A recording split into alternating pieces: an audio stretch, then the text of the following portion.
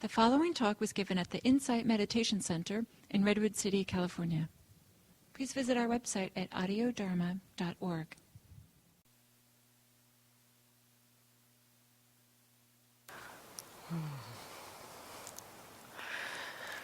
So this week,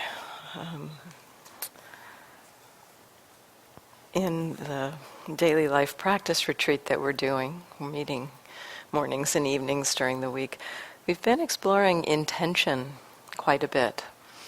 And on Monday evening, I talked about some of the ways that our larger intentions can inform our lives and actually give us more of a connection with meaning and purpose in our lives.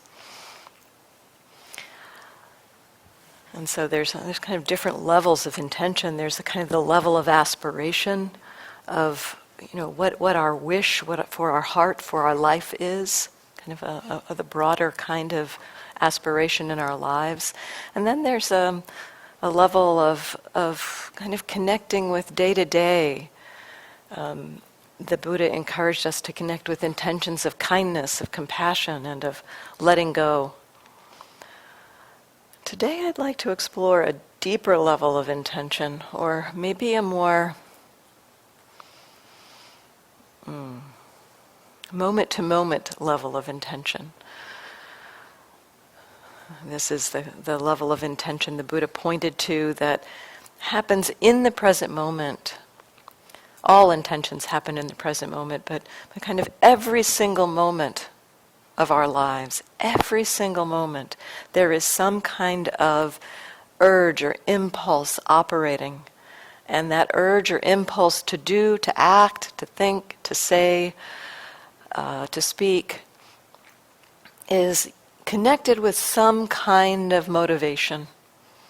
So there's an urge, and that was what I was pointing to a little bit in the guided meditation at the end when I asked you to practice with stillness, pointing to this moment-to-moment urge that we can sometimes touch into, this kind of impulse or intention to speak or act, or even we can even sometimes recognize the intention to think or the intention to head in the direction of an emotion.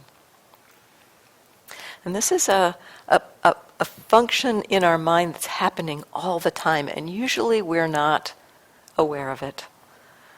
And this impulse is connected with some kind of motivation, and that motivation is often when we're not aware of those intentions. The motivations that are connected to them are generally connected to our habits and our patterns, our conditioning. So when we're not clearly aware of these urges, then basically what's driving us, what's motivating us to act, what's motivating us to speak, what's motivating us to move in a direction of a particular emotion is our habits of mind, our conditioned habits of mind. So I'd like to explore that terrain with you a little bit tonight to begin to recognize the possibility that with mindfulness we can actually begin to touch into this level of experience.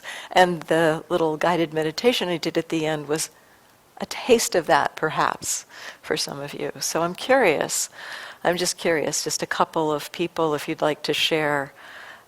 Anything you noticed? Were you able to notice the urge to move before you moved? Even if you did move, even if you weren't able to not move and watch the whole urge kind of arise and pass away, even if you weren't able to do that, could you know that you were going to move before you moved? Just curious. Raise your hand if you had a sense of that. So quite a few of you. Could any of you see that urge come and then not act on it? Watch it pass? So that gives you a little bit of a taste of the possibility for seeing these impulses in our minds. there is this impulse, this urge before every action of body, speech, or mind.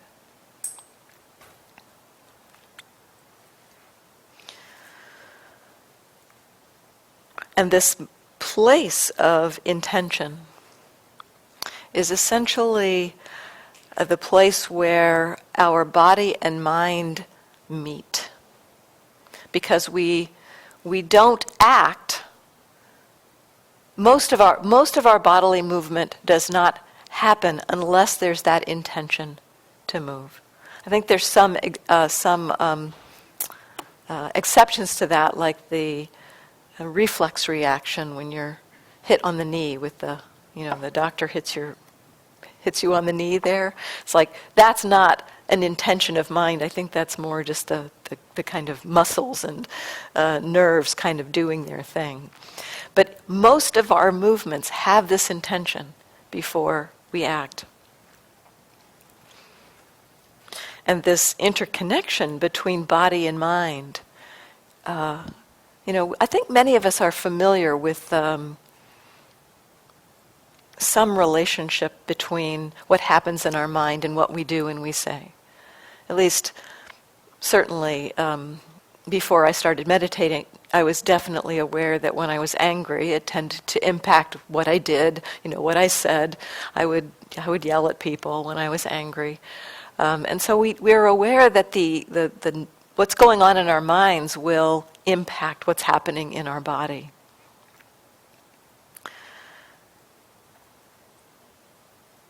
There's also the other direction that can happen, that what we choose to do with our body consciously can have a rebound effect on our minds as well. And that direction is a little more interesting in some ways, and perhaps it's something that we don't necessarily trust, because we feel like if we're not acting from what we feel, that somehow we're lying or something like that. But I'd like to propose actually that we can use this factor of intention, of kind of heading in the direction of cultivating a beautiful quality of mind, for example. So holding an intention to cultivate peace or patience. And even if we're not feeling that, we can incline our body in that direction. Act as if we were peaceful. Act as if we were patient. And begin to see the influence of that action on our minds. So I'll talk about that a little bit more later. But I just wanted to kind of lay out the terrain, that this inner relationship between body and mind, the point of contact there is this factor or functioning of intention in our minds.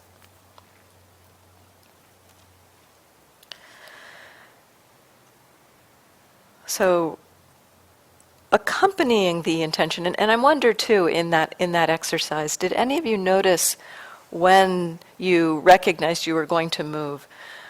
I didn't point you to this particularly, but did any of you notice that you might have had a sense of why you were going to move? First of all, what you were going to do, and maybe why you were going to do it. Do you want to say? Yeah. Pass the mic. Great. Hello? Yeah. Okay. Why I usually move is because I have pretty bad neck pain. So you noticed the kind of the buildup of pain, perhaps, and then there was the urge to move. Mm-hmm. Did you move? Or no. You didn't? Uh-huh. No, not then. And did you see the urge arise and pass? Well, I thought it wasn't going to, but I said I'll do the exercise anyway, because usually it just feels like it's getting harder and harder, and the neck stiffens and stiffens and stiffens. But curiously, and this is actually really unusual, it kind of softened a bit, it never does that, so that was weird. But then a couple of, minutes later, then I moved my finger without even realizing it. Well, and that can happen. Yeah. I mean, it's like different thing. Yeah. we can move without being aware of it. But I would say that there's probably a connection with the being curious about the intention to move, and I encouraged it not to be a rigidity, but just to like, okay, that's happening. Let's see if I can just be with that. That you saw the urge to move because of the stiffness in the neck, but then you actually noticed that it released a little bit. Yeah, it never does that. That was weird. This may be something to be curious about. Yeah, I guess so. Yeah, and Diane and then Beverly.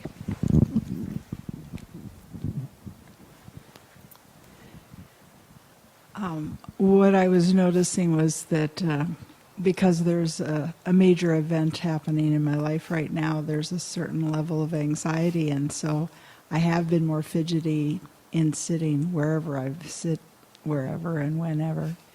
So I was trying to make a promise to myself that I was going to follow your direction, and then I would feel like the inside of my foot kind of doing this little wiggle out here, and I thought, well, maybe if I just do the toe, she won't notice. But it was like as soon as I really made the effort to just be with whatever it was, then it was like there was a strange pain in my stomach, and I never get pains in my stomach. So it was like it transferred somewhere else. Yeah. So interesting to notice that. And, again, it wasn't about trying to force a stillness. So, if you want to try it again, and actually one thing that I encourage this particular exercise about is you just sometime when you have an opportunity to sit and not have to get up at a particular time, just try the exercise of sitting until the urge to get up, the strong urge to get up, comes over you, and then let that urge arise and pass. Sit through it. It's okay if you fidget. I mean, but just that urge to actually stop the sitting, to get up and walk away. So just see if you can ride that urge out. And most of the time, it's not going to last that long. It may feel like a long time, 30 seconds, 40 seconds, might feel like forever, but it probably won't last much longer than that. And so just ride it out and then see what happens on the other side of that urge. And then let at some point, it may come quickly or it may come a little bit later, a second urge will come for you to say, oh, time to be done. And it may express itself like that. It's like, time to get up. Or it might feel like a feeling in the body. It can feel like a gathering of energy in the body. Let it arise again. Feel it the second time. The third time, let yourself get up.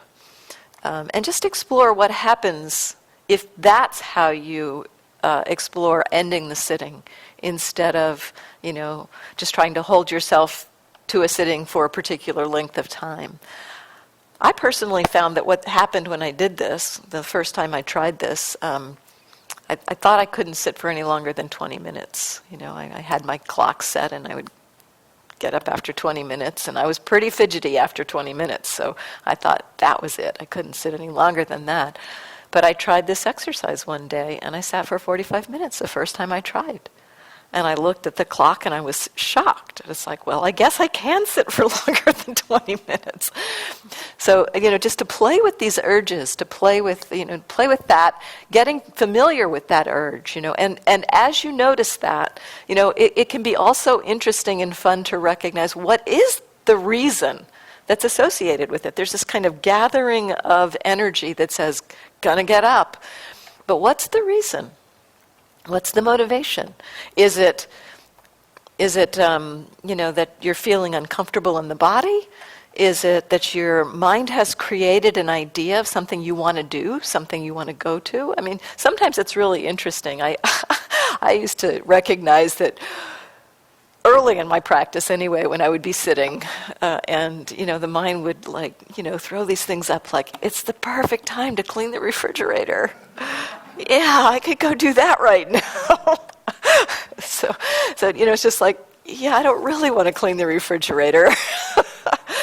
But, so just see, what is it that the mind is kind of throwing up as the reason to end the sitting? And so if you decide to play with this, you'll probably not only get to see this urge, but also get to see some of the possibility of seeing the motivation, the reason why the urge is there.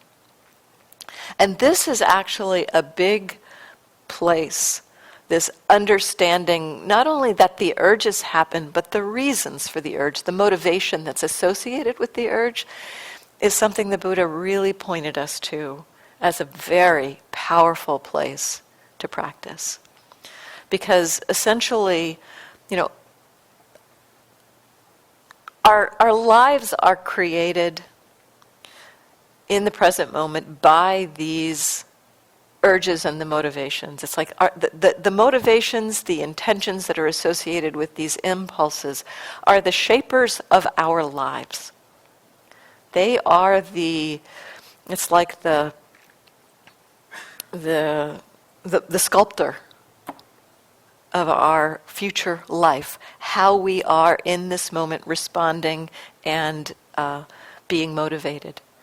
So this the Buddha said in his first teaching in the Dhammapada. He said, all experience is preceded by mind, led by mind, made by mind. Speak or act with a corrupted mind, and suffering follows, like the wagon wheel follows the hoof of the ox. All experience is preceded by mind, led by mind, made by mind.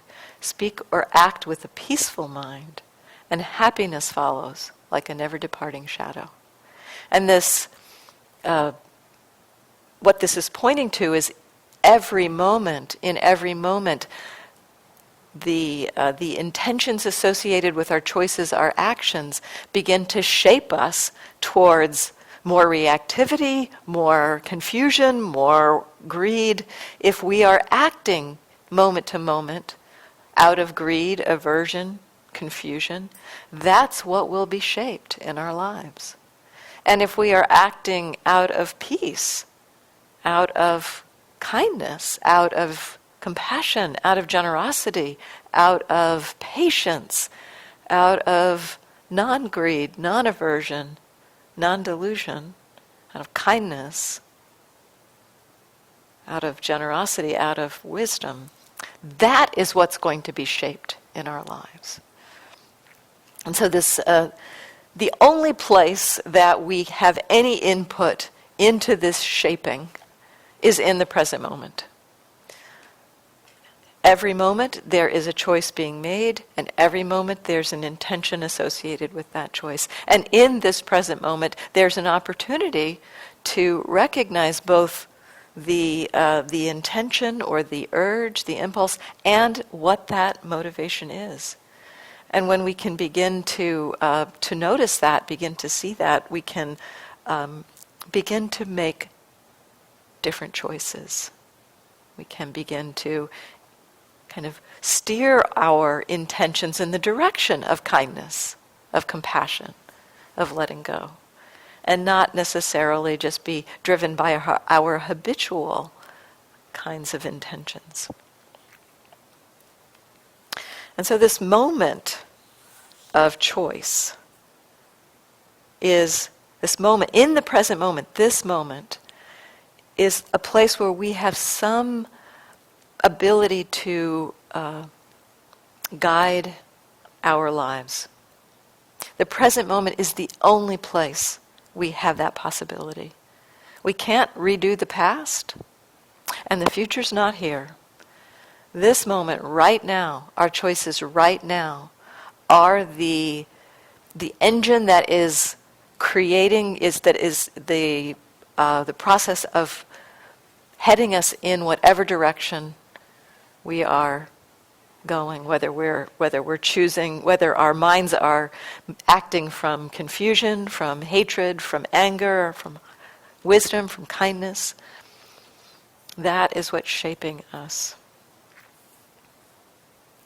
If we are not present, if we're not able to make those choices consciously, or be able to kind of incline our minds in a different direction, then most likely we are just reconditioning whatever habits and patterns we've grown up with. Some of those habits and patterns might have some skillfulness to them because, many of us have been taught to be kind and to be polite and to be patient. And so some of that may be operating habitually. But it's well worth our exploring being present in this moment. And this is one of the biggest benefits of being mindful, that it gives us a window into the present moment to be able to see the moment of choice. Okay. This moment is a moment of choice. How do I step into the next moment? How do I choose to shape the next moment?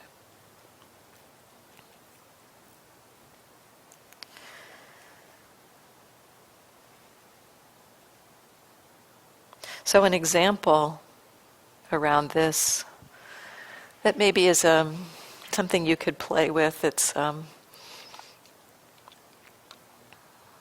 of the most powerful places to work with this aspect of intention is around speech. How many of us have said something that we wish we hadn't said? Yes? It's endemic in being human. And a lot of the time those things that we say, they kind of come out of habit. It's like we're not really conscious or paying attention to what we're thinking or what we're saying, and it just kind of blurts out because we're not aware, we're not mindful. And so working with this aspect of intention around speech can be very powerful and interesting. You can play with, the first thing to play with is just seeing if you can pause for a moment before you speak. That's hard enough in and of itself, to just pause. But if you can pause, and I'll give you another option in a moment, but if you can pause, then essentially you have inserted, if you can insert a pause before you say something, you have noticed the intention to speak. Because you have consciously said, oh, about to speak, don't speak. So in that pause, you have noticed that intention to speak. And in that pause, very likely, you will know what you're going to say before you say it. And you may even know why you're going to say it. You may have a sense of the intention of what the motivation is. So this can be extremely powerful in seeing that moment of about to speak, just a brief pause, it's just the quickest of pauses, and we already know what we're going to say. Right there, that's very powerful. And then knowing our motivation. Is our motivation to be helpful? Is our motivation to make ourselves look good? Is our motivation to subtly put somebody else down? Is our motivation to have a connection with this person at the expense of that person? What's the motivation? So you can begin to see that in just a very short moment. It's amazing what we can see if we just pause. Now, one thing I'll say is that sometimes in our everyday conversations, if there's multiple people in the room, if you're like in a business meeting, for instance, this was really challenging for me. It's like, well, still is an issue for me sometimes, that I like to try to pause and be reflective before I think, but very often there's not a gap. If I pause, then somebody else has jumped in already. So another option, if you're in that kind of a situation, is to basically restate what the last person said as the kind of pause. So you could say, so I heard that this is what you said. And in that moment, you may be able to use that as your pause to recognize, okay, this is what I'd like to say. And this is the reason why I'd like to say it. So this kind of practice around speech, it can feel a little awkward at first, doing that pause, because it might seem, a flow happens between two people in terms of conversation, and adding a little gap there or a pause might feel a little odd to the other person. And so sometimes I suggest that you explore this with somebody else who wants to do this too. So you have make a mindful lunch date, a mindful speaking lunch date, and agree that you'll help each other remember to pause and see what happens as you explore, knowing what you're going to say before you say it, knowing the motivation. At one point I had this kind of a mindful lunch date with a friend. It was the first time I tried this. And I don't know what was going on in his mind, but this is what was going on in my mind. I would see my mind start to say something, think about something to say. I'd come up with an idea of something to say, and then I think, oh, that's just making myself look good. I would recognize that it had a subtle, self-aggrandizing kind of, so I wouldn't say that. And then something else would come up, and I'd see, no, maybe not. And then something else, and oh, maybe not. It was amazing. The first 4 or 5 things that came up in my mind all had some kind of spin to them. So this, I don't know, it was like 2 or 3 minutes of silence. So I don't know what was going on in his mind, because he wasn't speaking either. But but I said, the first thing that I could say, and I could say with a wholesome motivation, is, I'm sitting here ruling out things to say. Because of the motivation. So doing this kind of thing with somebody else who's kind of ready for there to be odd gaps and pauses in the conversation, it can be fun too. But it also will support you in beginning to be curious about seeing this and seeing the motivation, seeing the intention.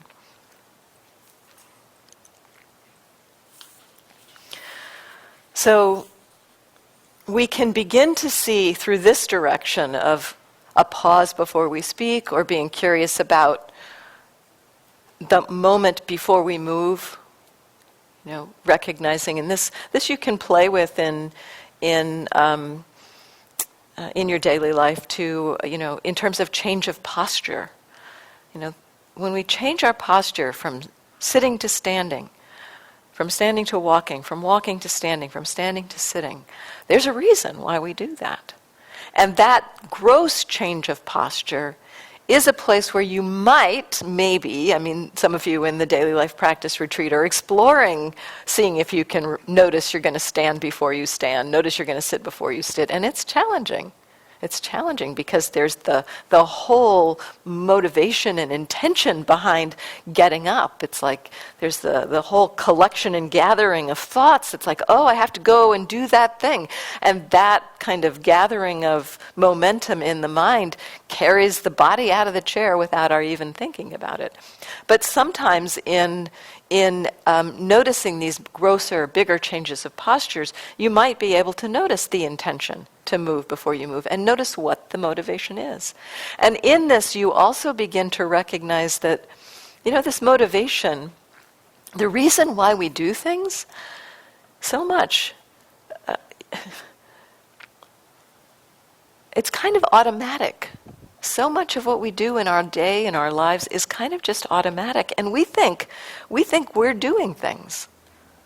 We sit at a computer, we sit at a desk for a chunk of time, and if you're working for a long stretch of time, you might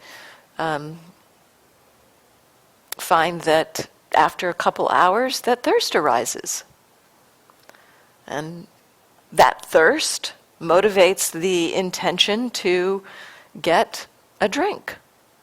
And that intention to get the drink is probably what gets us up out of the chair to go to the sink to get a drink.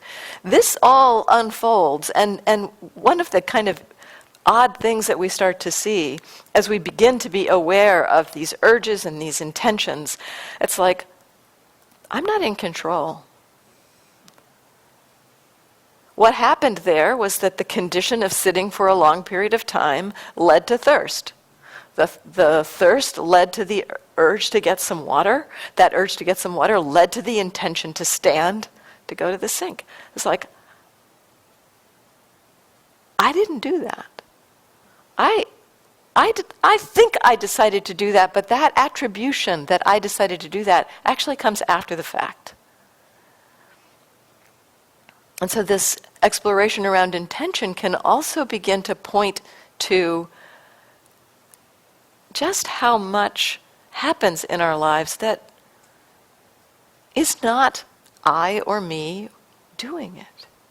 It's the processes of body and mind at work, taking care of the body. So thinking about that example, the example of getting up from sitting at the computer after a while of being thirsty. That's a kind of a neutral to slightly wholesome, somewhat wholesome motivation for getting up. We need to take care of our body. There's a connection with caretaking there, and so that's a wholesome motivation.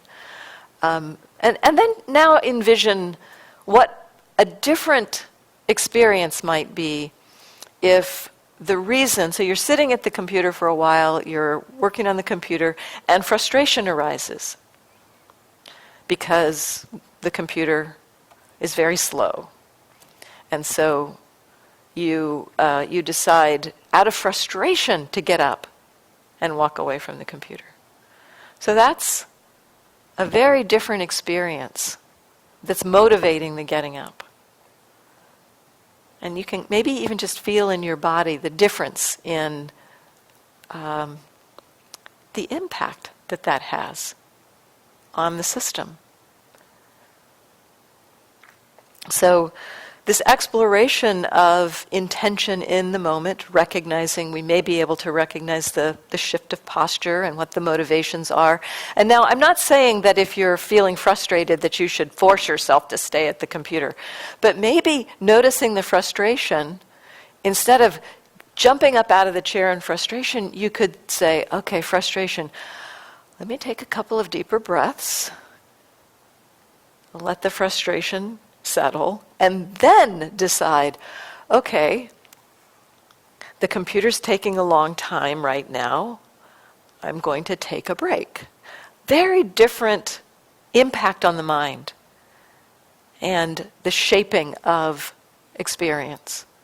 To notice that intention of frustration and see if there can be a little shift before acting, a little shift to a more calm, kind intention. And so this direction, or looking at intention from this perspective, is recognizing that what's happening in our minds, motivates action. And the intentions associated with that tend to shape our experience. And then the other side that I wanted to point to is the side of our actions shaping our mind. So this side of how intention can work is more along the lines of that example where I pointed to taking a couple of breaths before getting up. So in that case, instead of letting the action come out of frustration directly, maybe the frustration doesn't go away completely, but maybe you can recognize, okay, yes, there is frustration here. I'm not going to try to repress the frustration, but I'm going to see if I can stand up calmly and not bolt out of my chair, out of the frustration. So this is a way of using intention. So in this case, the intention is to not act out of the frustration. Even if we're feeling the frustration, it's like, okay, so I'm not going to allow the frustration to leak out of my body, leak out into action, and instead see if I can act as though I were feeling calm. Not trying to put the calm on, to pretend like we're calm, not trying to pretend like we're not frustrated, but seeing if you can act calm with the intention of cultivating calm. So this is another way that intention can work for us. So this direction where we act, I think I used the phrase the other day, fake it till you make it. It's that kind of a thing. It's like we can act in order to move in the direction of peace, of kindness. We can act peacefully. We can act with kindness, even if we're not feeling it. It's really important in this kind of an exploration to not repress whatever it is we are feeling. So if we're feeling impatience,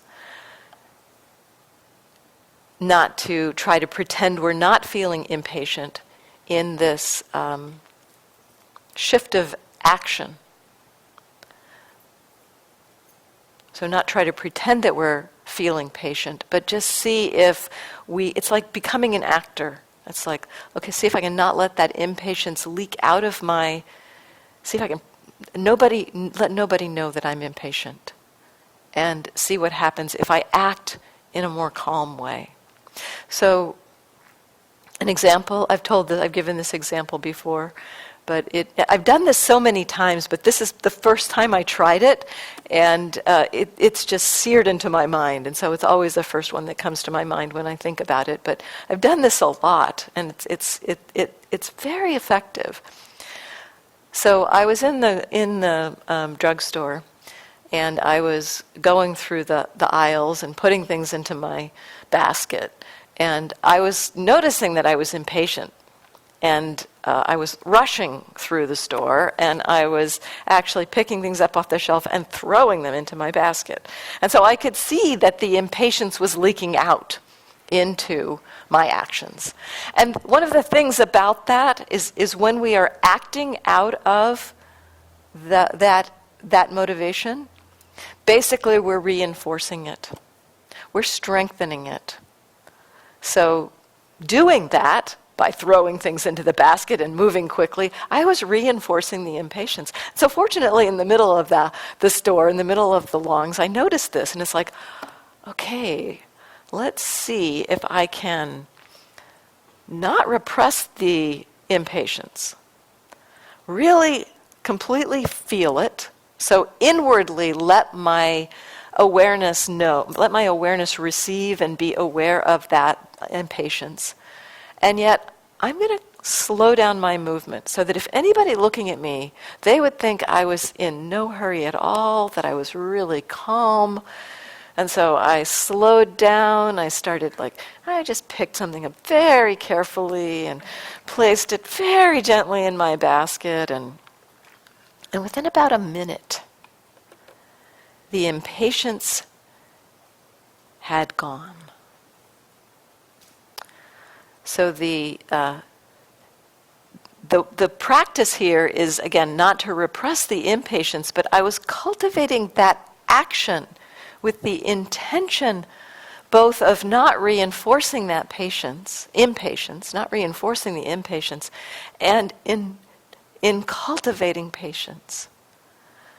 And so this kind of exploration can be very powerful. So this week we've been talking about exploring, trying on, like driving down the freeway. If you're rushing down the freeway, noticing that rushing, and maybe trying on the intention of kindness or of not rushing. Maybe it may be that it's not that you're trying to feel like you're not rushing, but behave as though you were not rushing. And see what happens to the mind as you do that.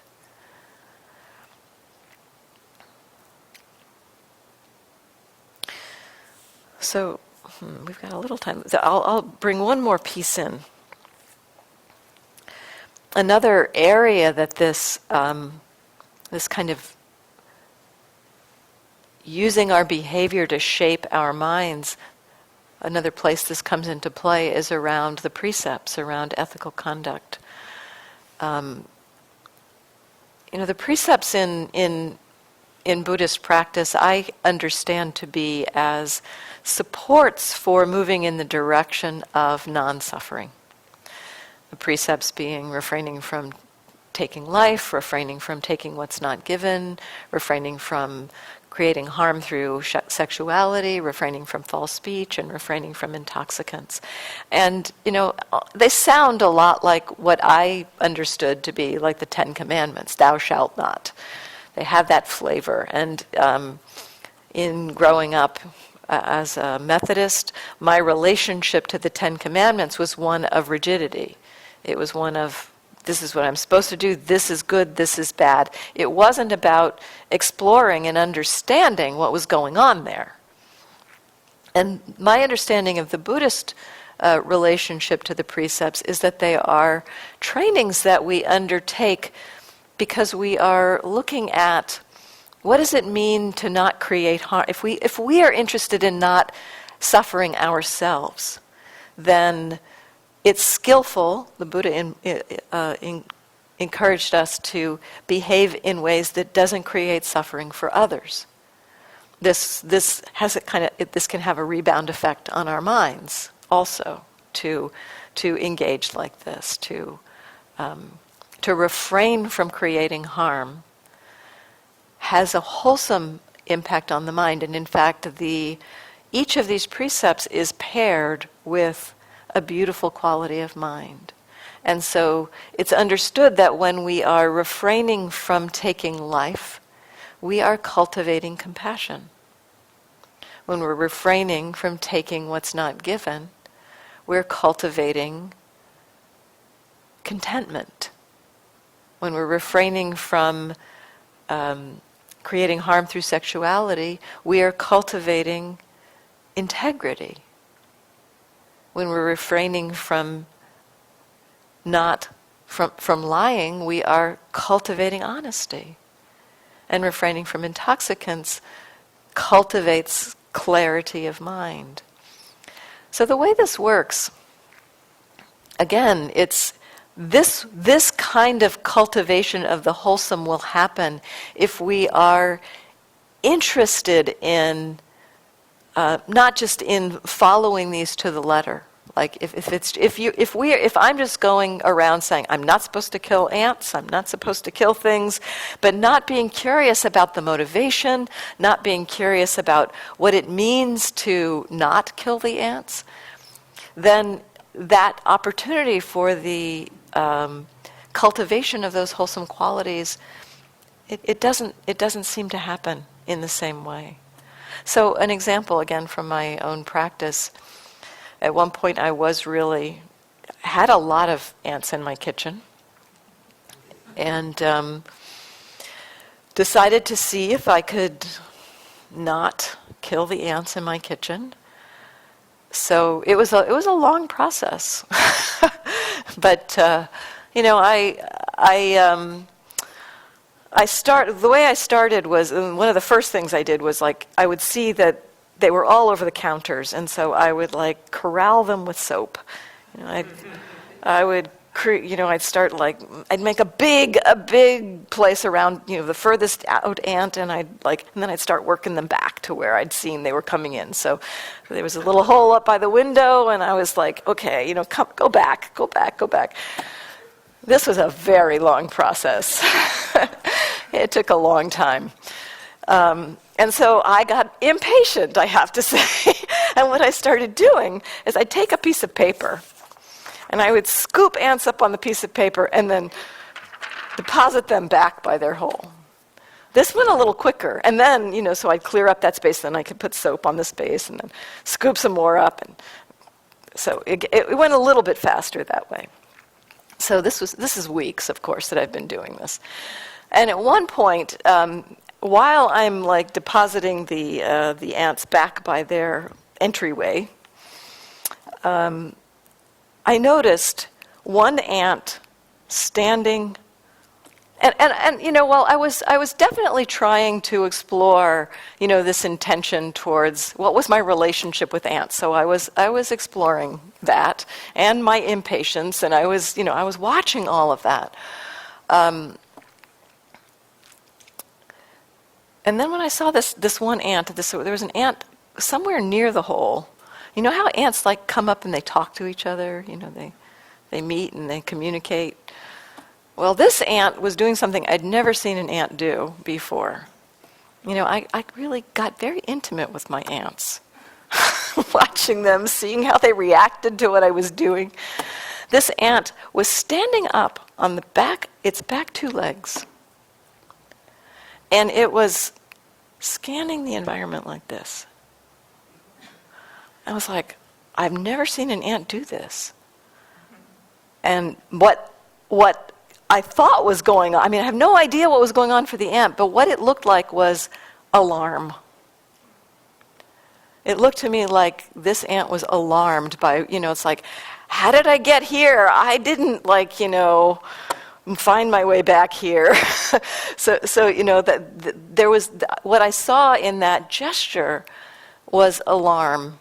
And in that moment, I felt compassion for the ants.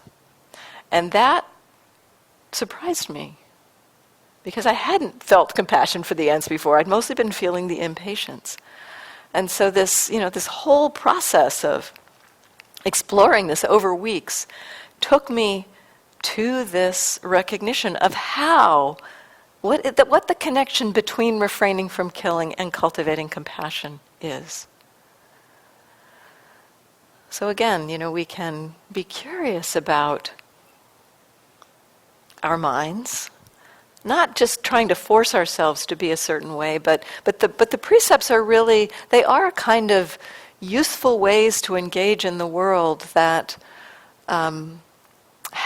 create the opportunity for these cultivation of these wholesome states. And so it's like, okay, if I'm not feeling so generous to the ants, I can know that. I don't have to try to muster up the compassion, but I can know that, and I can behave compassionately, even if I'm not feeling the compassion. And so sometimes we can reflect on engaging in these precepts through the recognition that they are a reflection of these beautiful qualities. And so refraining from, a lot of our day actually we are not engaging in unwholesome conduct. We're not running around killing people.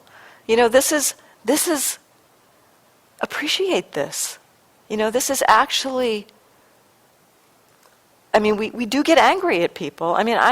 This was another thing that kind of surprised me at one point when I really looked into the anger in my mind. When I was really angry with one particular person, I saw that anger, there was some wish in my mind with that anger that person somehow be harmed. And that was humbling to see that. That wish for that person be hurt was there with the anger. And yet we can look at not acting on the anger and recognize, okay, I'm not engaging in harm, and appreciate that.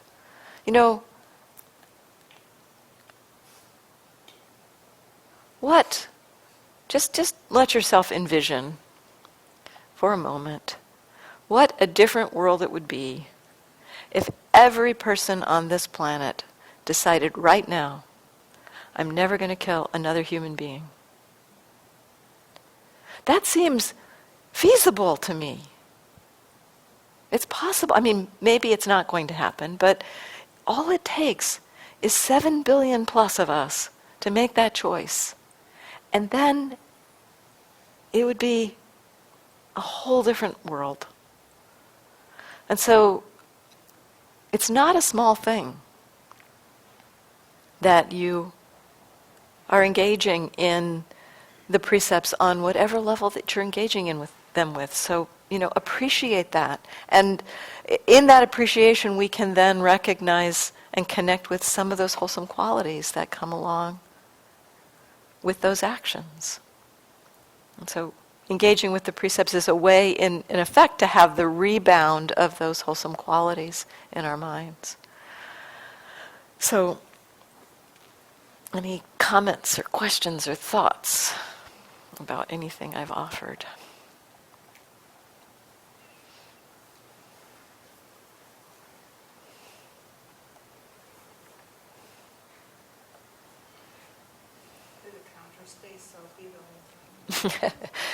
So she asked if the counter stayed soapy the whole time.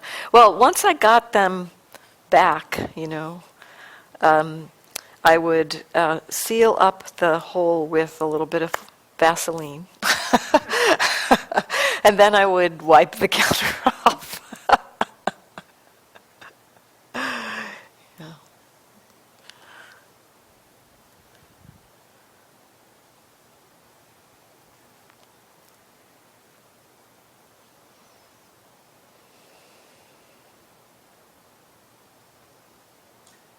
Yeah.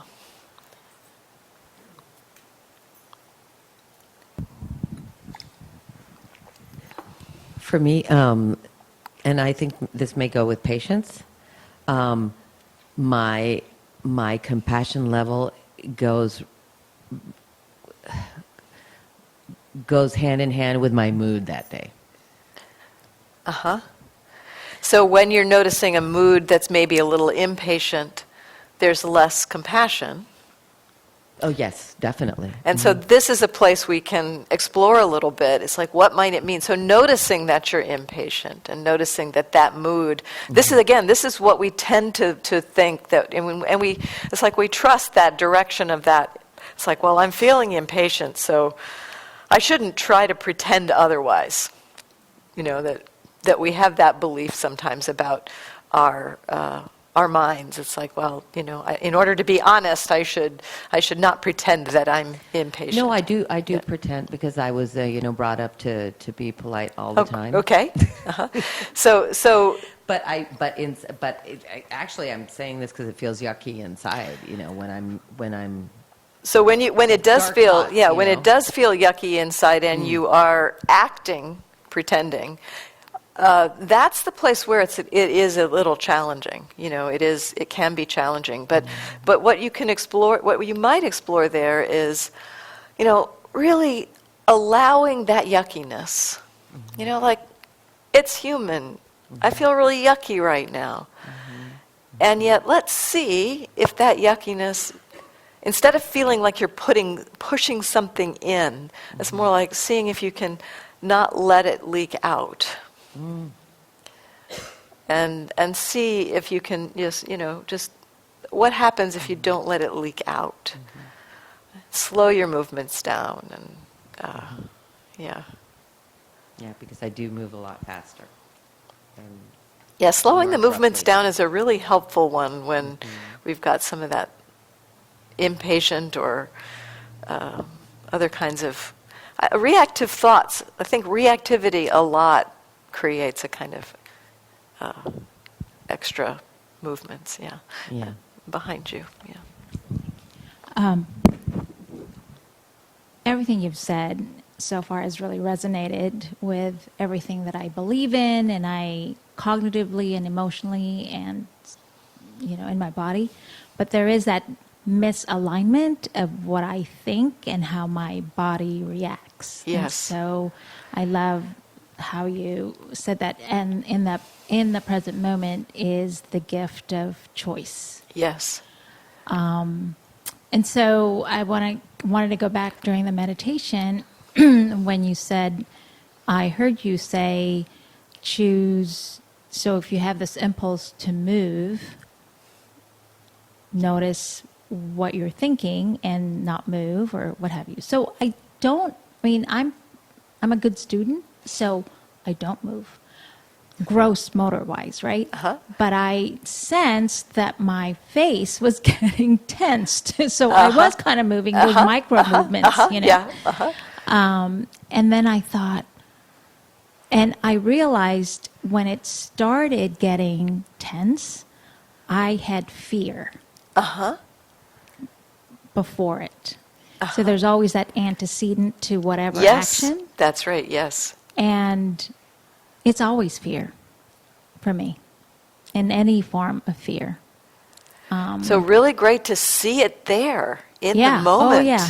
Yeah. Yes. I mean, and I remember just, because sometimes you just end up slouching after, you're sitting and you're like, oh, I'm not doing this right. So then you start to move, I started to move. And I thought, well, what does that slouching mean? Are you tired? Or are you just unaware? Are you not mindful? Or are you now being mindful and you're straightening up your spine?